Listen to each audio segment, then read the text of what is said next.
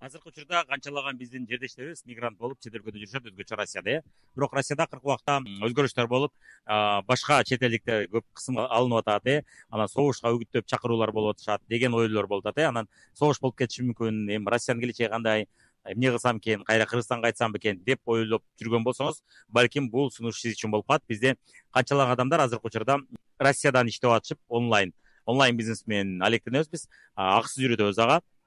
Жана бул бизнести баштоо үчүн нолдон баштаса болот, эч кандай вложениянын, капиталдын кереги жок. Окутуубуз да акысыз, анан ошол Россиядан иштеп жүрүп, Россиядан онлайн иштеп жүрүп, анан бул жака Кыргызстанга келип ошол бизнести улантып атышат.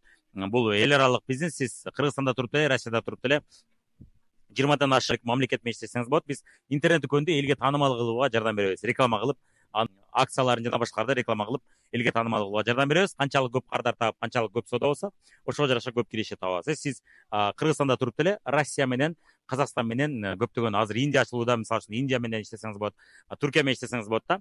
Ушул сыяктуу мүмкүнчүлүктөр кызыктырчу болсо, сиз ушул вариантты бир көрүңүз. Бизде көптөгөн адамдар мына Россиядан баштап туруп Кыргызстанга келип улантып атышат. Кыргызстанда эмне кылам деген сөзгө жооп. Сизге далил катары айтып кетейин. Мен өзүмдө, мисалы үчүн азыркы учурда кирешемди, менин досторум бар, Америкада жашашат. Америкада жашаган досторум менен уже көп жылдан бери да, 5-6 жылдан бери жашаган досторум менен салыштырабыз. Мен бул бизнес менен азыр такай киришип 6 жылдан бери иштешем. Салыштырсак, анын кирешеси менен менин кирешем бирдей эле да. Америкадагы тапкан дальнобойщиктер жакшы табат, билесиздер. Ал бирок үй бүлөсү жок калды, ар жакты кыдырып жүрөт. Мен үй бүлөмдүн жанында жүрүп, ошондой эле киреше табам. Анын чыгашасы көп бизге караганда. Билесиздер, Америка кымбат өлкө, бизде чыгаша аз.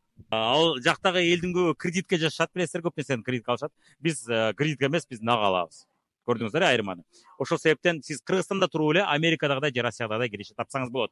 Болгону үчүн сиз мына онлайн мүмкүнчүлүктөрдү пайдаланыңыз. Кызык болчусу комментарийге жазыңыз.